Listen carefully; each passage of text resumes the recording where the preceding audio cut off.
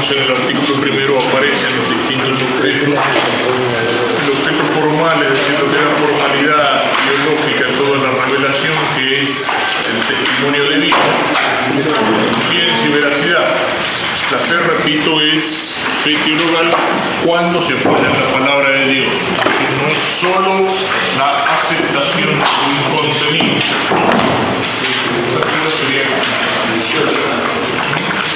A esta altura sería conveniente estudiar la lectura de Piper, sobre todo el primero y el segundo capítulo, ¿sí?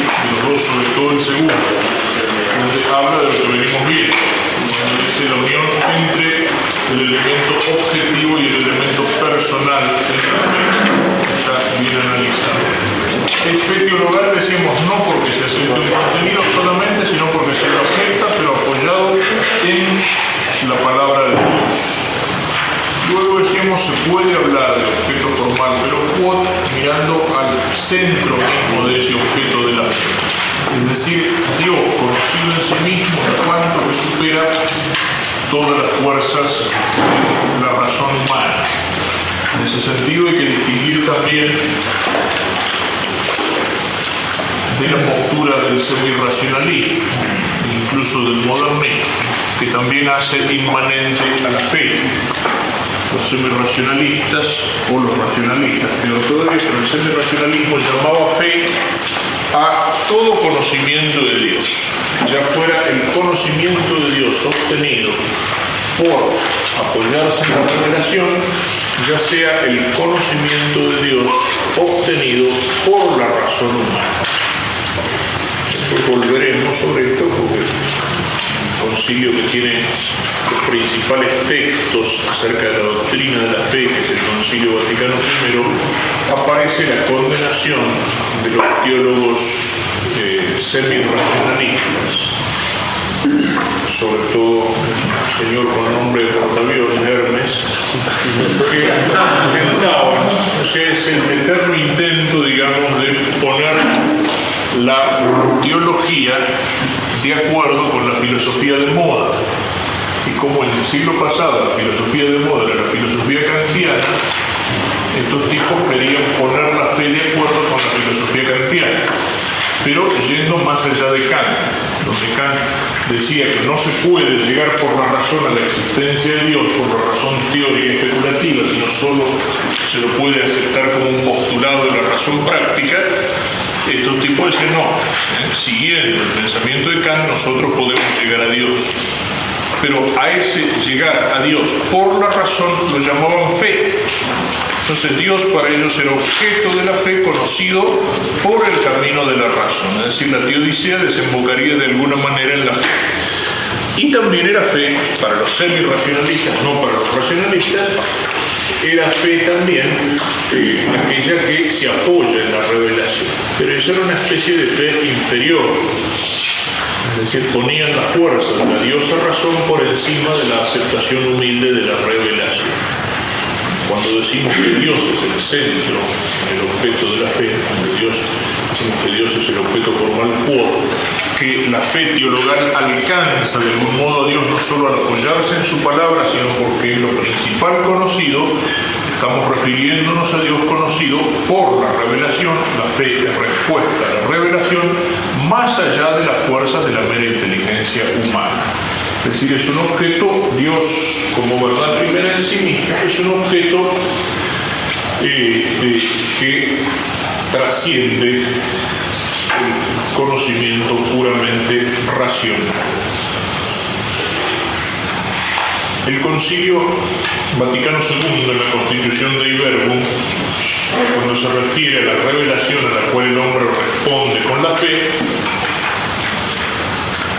dice en el número 2 y en el número 6, con palabras parecidas: quiso Dios con su bondad y sabiduría revelarse a sí mismo y manifestar el misterio de su voluntad.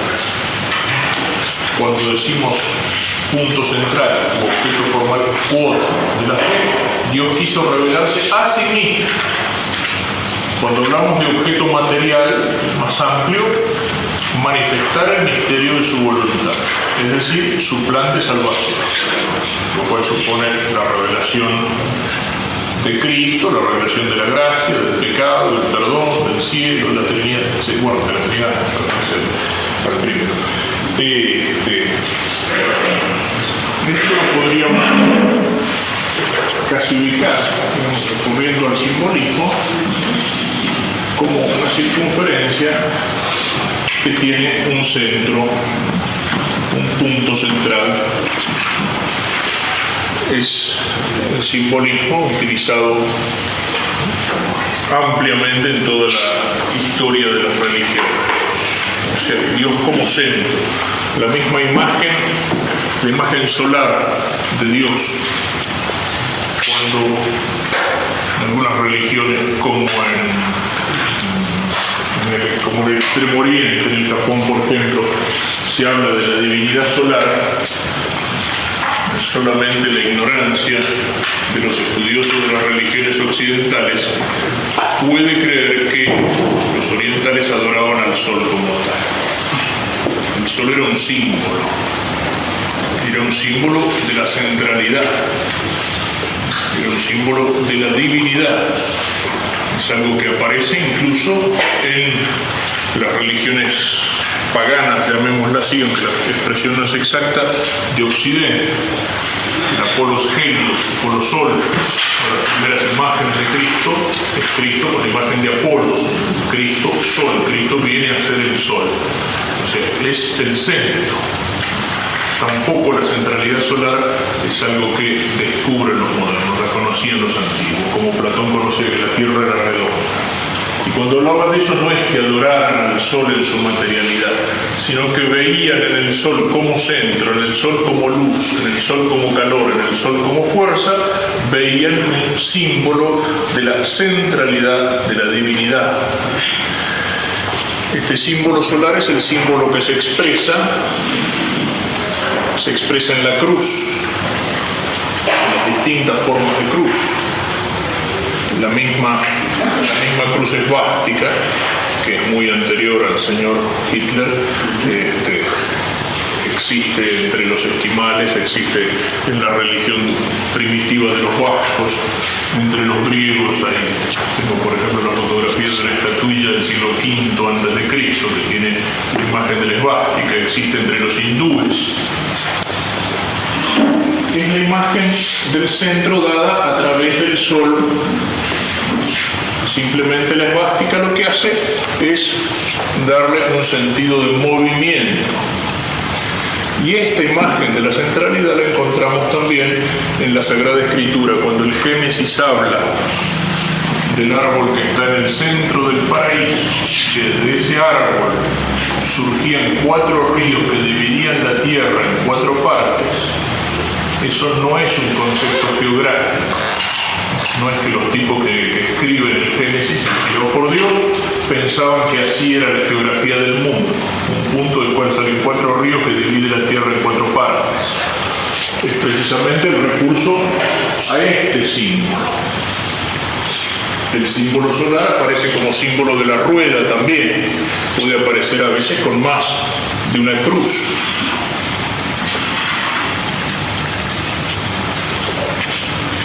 El símbolo que después se hace el Pax Christi, por ejemplo, está inspirado por ahí. La estrella de 6 puntas está inspirada aquí. La flor de lis está inspirada aquí. Hasta la bandera inglesa.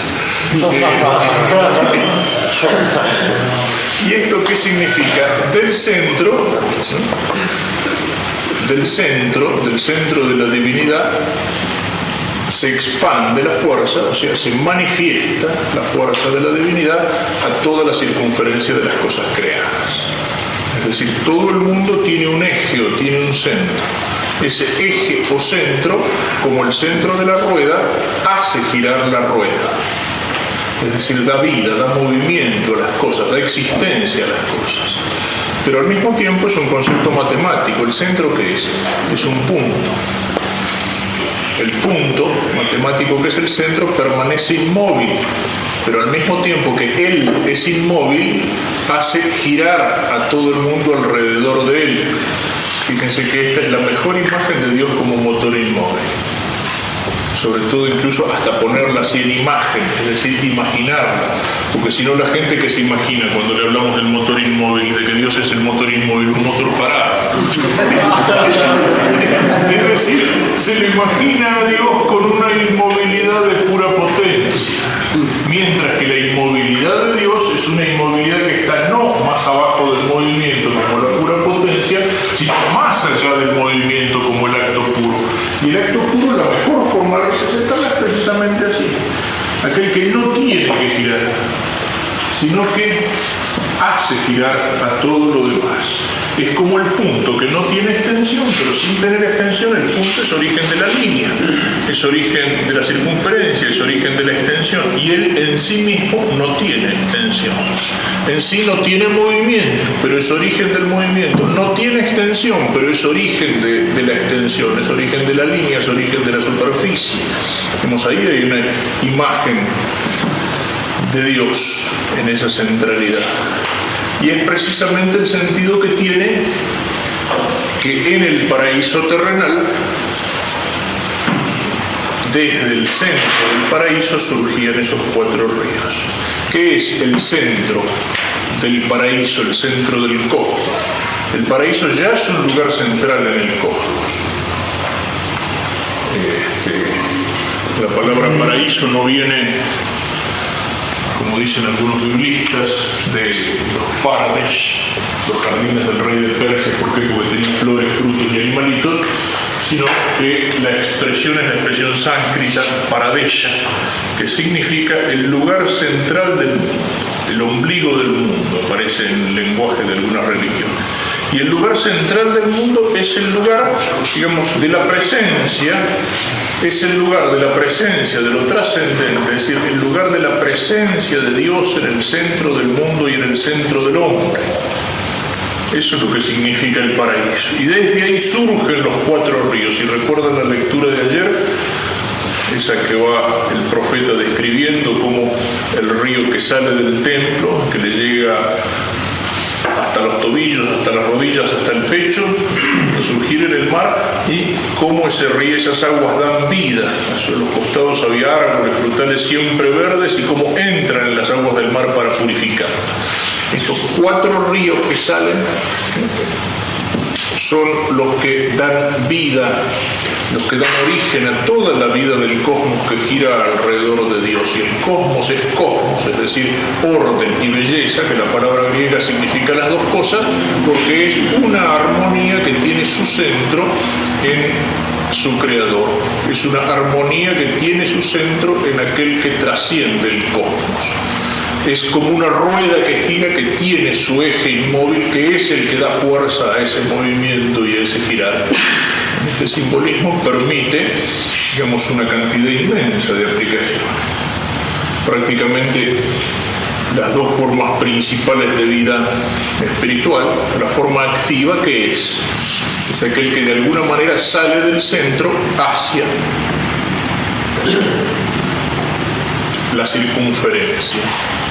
Es decir, aquel que lleva una vida activa por Dios está de alguna manera colaborando o prolongando la acción del centro sobre el cosmos. La vida contemplativa supone de alguna manera un esfuerzo de retorno al centro, es decir, a la contemplación, a la inmovilidad, mientras que la vida activa exige una mayor movilidad para que la fuerza del centro impregne el conjunto del cosmos, el ambiente, lo que está alrededor, la sociedad. Al mismo tiempo, si en la vida activa, que es prolongación del centro, es decir, de la acción del cosmos, si esa vida activa rompe su unidad con el centro, ¿qué es lo que tenemos? Tenemos la dispersión.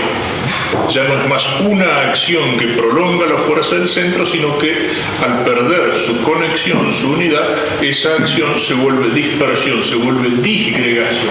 Ya no contribuye con el cosmos, con el orden, con la belleza, se desparrama, se disgrega. Y hay otra cosa que se podría decir, perdón, es una digresión, pero yo creo. Hay otra cosa que se podría señalar aquí. Muchas veces confiamos en el activismo, es decir, y mientras más activo, mejor.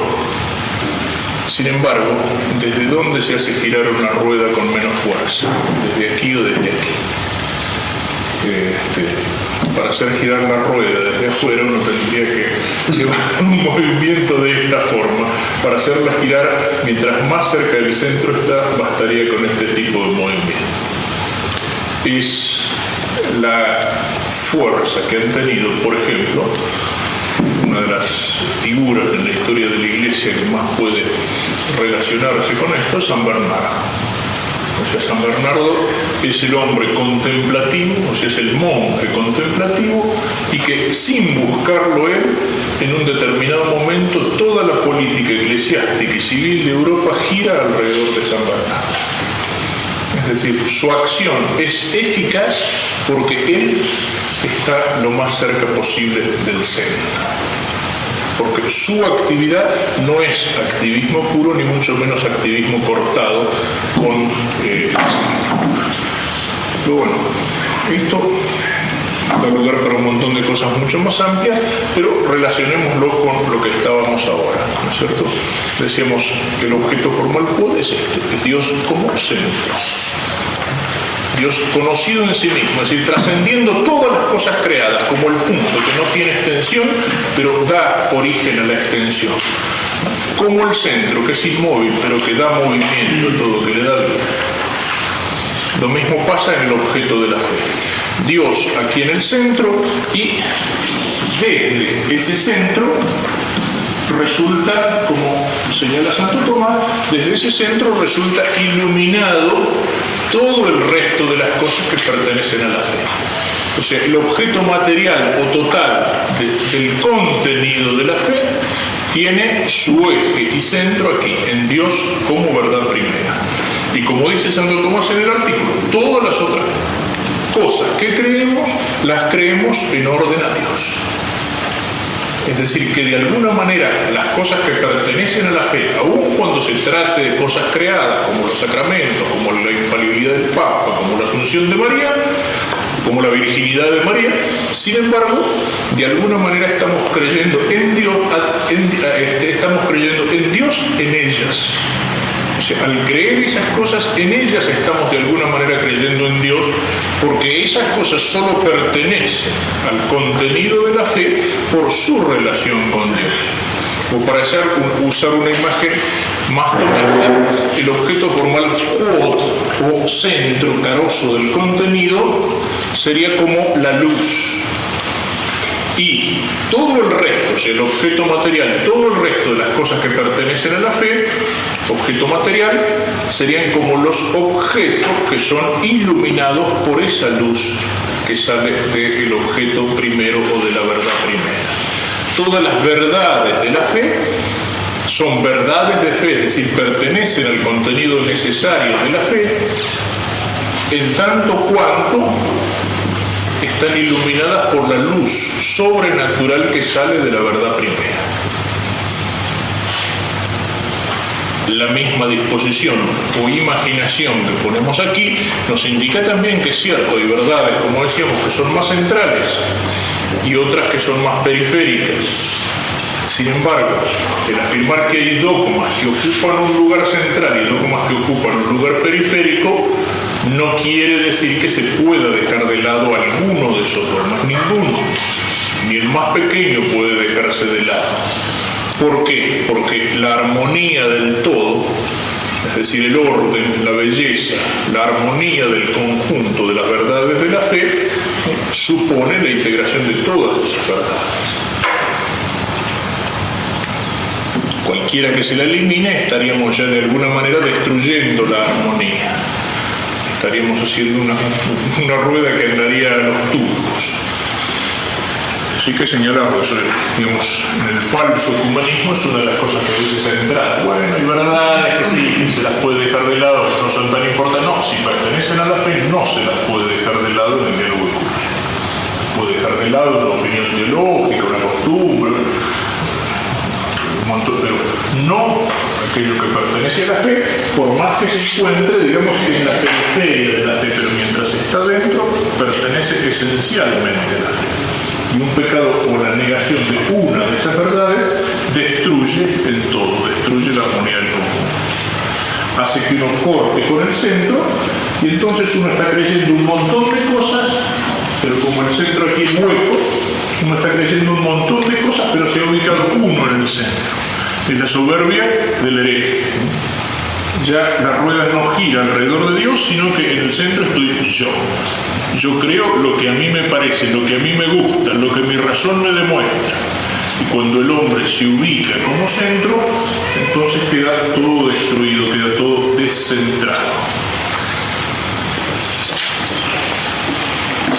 Por ahí hemos señalado la relación, entonces, entre el objeto formal quod y el objeto material.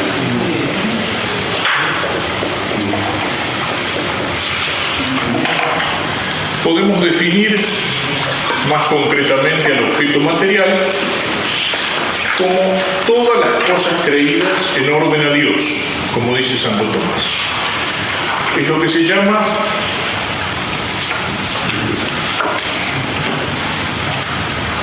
las credibilias, los artículos de la fe, el contenido, los dogmas, etc. Sí, una pregunta. Ahora, ya esto no sería como digamos, objeto formal, objeto material no es algo... No, ya no es formal. No, es material. Objeto material, sí. Lo que tiene formalidad teológica es el objeto formal quo, es decir, el motivo por el cual creemos acordado en la palabra de Dios. Y también dentro, digamos, de alguna manera dentro del objeto material, pero distinguiéndose de él, el objeto formal quo, es decir, Dios alcanzado en sí, Dios conocido en sí como verdad primera. Ese objeto ilumina todo el resto, o todo el conjunto, que es lo que llamamos objeto material. Es decir, Dios, y todas las otras cosas, pero creídas en orden a Dios, en cuanto que de algún modo son iluminadas por el centro, en las verdades reveladas. En el Denzinger número 1792, Concilio Vaticano I, dice: fide divina et cattolica ea omnia credenda sunt in verbo Dei scripto vel tradito continentum. Hay que creer con fe divina y católica todas aquellas cosas que están contenidas en la palabra de Dios escrita o transmitida. Et ab ecclesia sive solemni iudicio, sive ordinario et universale magisterio tam divinitum revelata credenda propone. Y que son propuestas para creer por la Iglesia, ya sea con un juicio solemne, es decir, definición dogmática ex cátedra, ya sea con su magisterio ordinario y universal. Es decir, todas esas verdades de fe, todo ese conjunto de verdades, es lo que constituye esto que llamamos objeto material.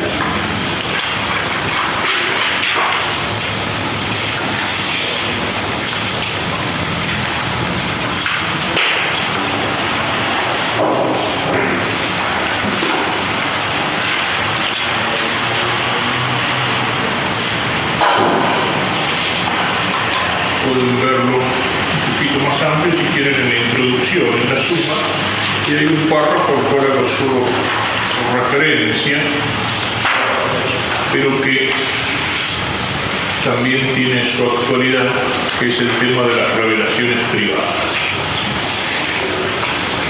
Pertenece al objeto todo lo que Dios ha revelado y que la Iglesia con su magisterio solemne y extraordinario u ordinario propone para ser creído como perteneciente a la fe. Cuando se habla de revelación privada, Dios puede revelarse, es decir, Dios puede hablar a una persona. todo aquello que Dios puede revelar, después volveremos sobre el hecho de que la revelación ya ha sido completada, pero todo aquello que Dios puede revelar directamente o mediante alguna aparición, digamos desde la Virgen o de lo que sea, no puede añadir nada a la fe de la Iglesia. Su verdad se determina también por comparación con la fe de la Iglesia. Si en aquello que alguien dice que Dios le ha revelado, o la Virgen, o San X le ha revelado, está en contradicción en algún punto con la fe de la Iglesia, entonces esa revelación no es verdadera, por más que venga acompañada de aparentes signos. Si la Virgen le revela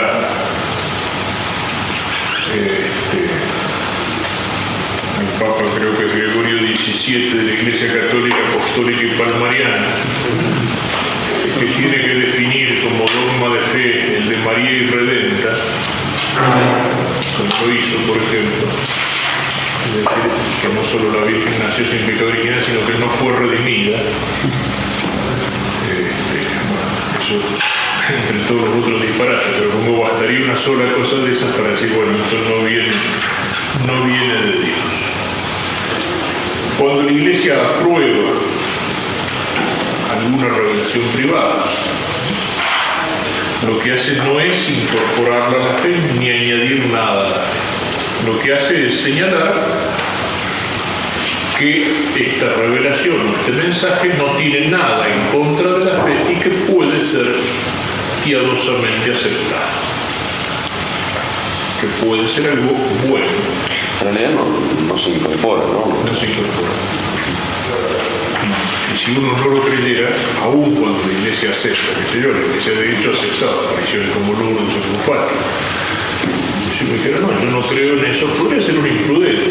Cuando la Iglesia aprueba, normalmente tiene el suficiente estudio de la cosa como para que no diga es lógicamente aceptado. Pero, digamos, uno no pecaría contra la fe.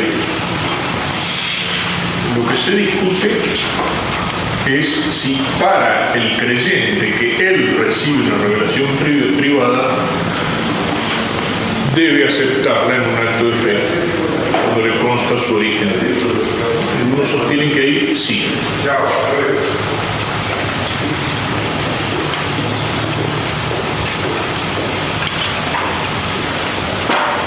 Para él, al cual Dios directamente le ha dirigido la palabra. Pero esa fe permanece en lo privado. No pasa a ser nunca de fe católica, de fe pública de la Iglesia. Pero padre, equiparable a la revelación. No es que añada la revelación, ¿no? Pero para esta persona sí sería equiparable. Si Dios directamente le habla y eso consta del origen de Dios, tendría que aceptarla en una posición así de fe.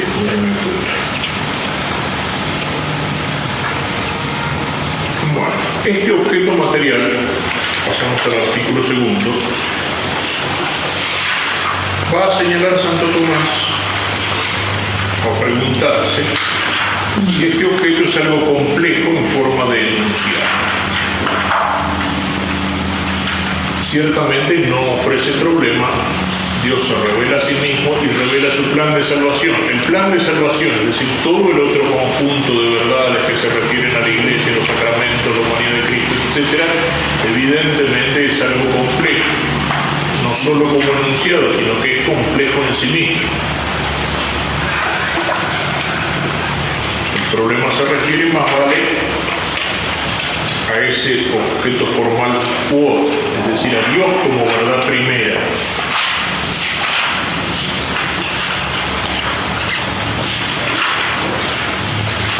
Por eso Santo Tomás objeta, si el objeto de la fe es la verdad primera y esta es algo incomplejo, el objeto de la fe no puede ser complejo. En la objeción tercera hace la comparación con la visión.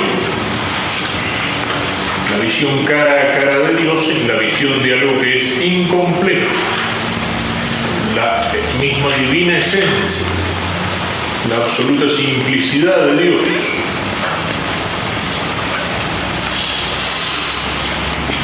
Lo que cuenta Chesterton, que decía aquella señora que, leyendo en la Suma Teológica sobre la simplicidad de Dios, decía espantada: si así es la simplicidad de Dios, lo que será su complicación. Pero bueno, precisamente por ahí es donde viene la respuesta de Santo Tomás. O sea, lo que es absolutamente simple en sí es complejo para nosotros. Es decir, el modo propio del entendimiento humano es conocer las cosas simples de un modo complejo. O sea, una cosa es Dios en sí, al que la fe alcanza oscuramente, y otra cosa es cuando eso de alguna manera tratamos de expresar. Una cosa es Dios en sí. Dios en sí es lo más cognoscible que hay, es lo más simple, lo más claro, lo más evidente, pero no es así para nuestro conocimiento. Dios, que por ser el ser supremo, debería ser la claridad absoluta, es el objeto más propio de la inteligencia, resulta sin embargo oscuro para nuestro conocimiento. La mejor comparación es la de los místicos. Resulta oscuro no porque sea oscuro en sí, no hay nada de oscuridad ni de tinieblas en él. Resulta oscuro porque es como el sol, no podemos mirar el sol de frente. El sol, si lo miramos de frente, se vuelve oscuridad para nosotros. Si insistimos en mirarlo, oscuridad total, se nos volvemos ciegos. Hay demasiada luz en Dios para nosotros. Nuestra inteligencia contemplante a Dios es como la lechuza que no tiene los ojos hechos para mirar el sol. Nosotros tampoco, que un poco más que la lechuza. Lo mismo pasa con él. Es modo propio. Lo conocido estar en cognoscente a modo de y es propio del entendimiento humano conocer la verdad por composición y división. Por eso, lo que es de suyo simple lo conoce con cierta complejidad. Al contrario del entendimiento divino, el cual entiende incomplejamente lo complejo. Dios no solo se conoce así, sino que conoce en sí todas las cosas en su causa de un modo absolutamente simple. Del mismo modo conoce la intuición angélica de Dios, pero en nosotros no existe esa forma de intuición. Para nosotros, si Dios quiere, en la bienaventuranza, si Dios quiere que lleguemos. En la bienaventuranza sí, el hombre contempla con esa contemplación facial, con esa visión intuitiva, con esa intuición.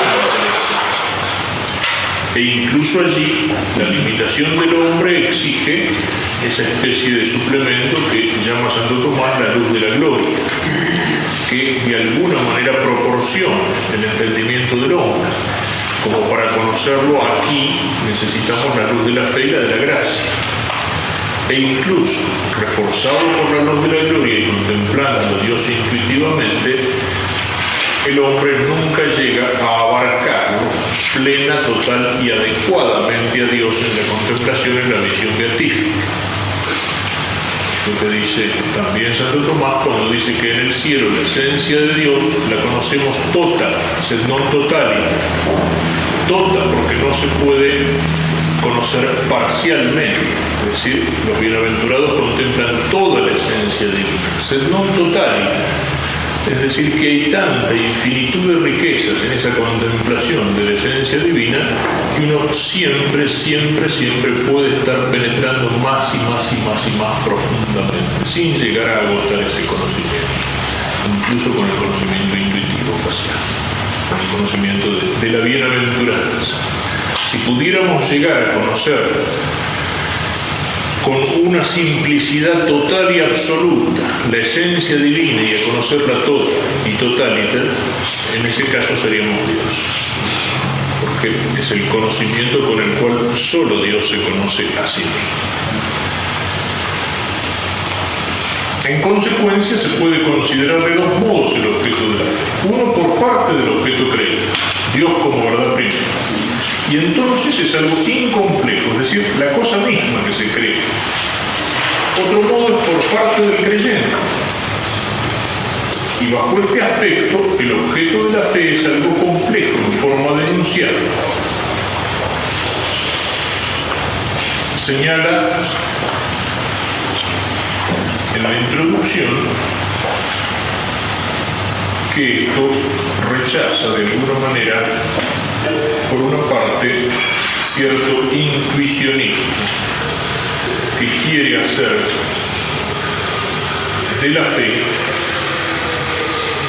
algo así como una intuición intelectual directa de la esencia divina. Es decir, que pone el acento en la luz de la fe de tal manera que descuida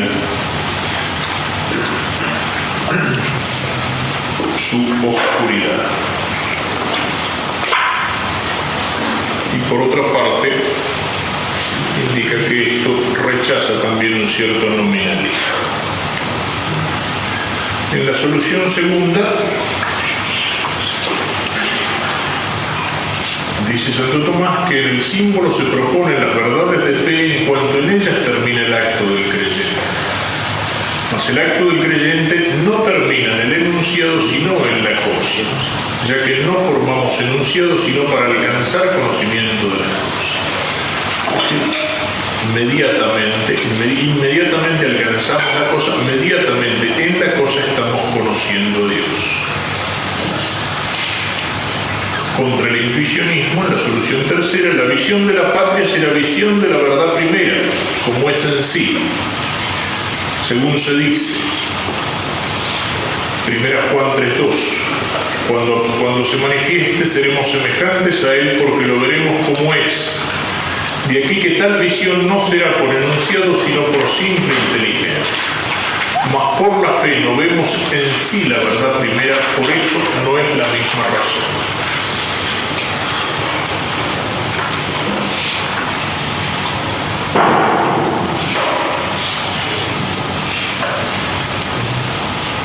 Aquí hay una relación que podemos hacer con la misma revelación.